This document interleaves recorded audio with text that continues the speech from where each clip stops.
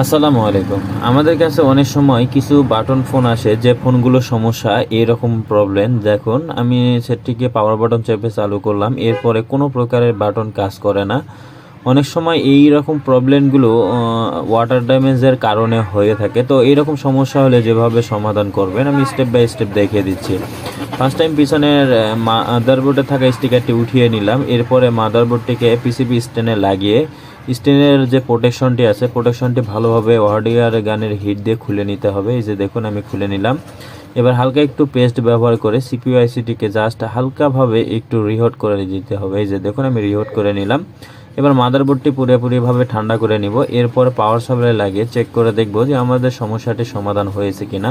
এই যে দেখুন আমি সেটটিকে চালু করে নিচ্ছি, আশা করা যায় সমস্যাটি সমাধান হয়ে যাবে। আর যদি না হয় সেই ক্ষেত্রে দ্বিতীয় স্টেপে সিপিইউ আইসিটিকে খুলে ভালোভাবে রিবলিং করে দিলে সমস্যাটি সমাধান হয়ে যাবে। তো এখনও যারা আমাদের নিয়মিত ভিডিওগুলো দেখেন বা চ্যানেলটিকে সাবস্ক্রাইব করেনি, অবশ্যই চ্যানেলটি সাবস্ক্রাইব করে দিবেন। আর ভিডিওটি ফেসবুকে দেখে থাকলে ফেসবুক পেজটি ফলো দিয়ে ভিডিওটিকে শেয়ার দিয়ে দিবেন। ধন্যবাদ।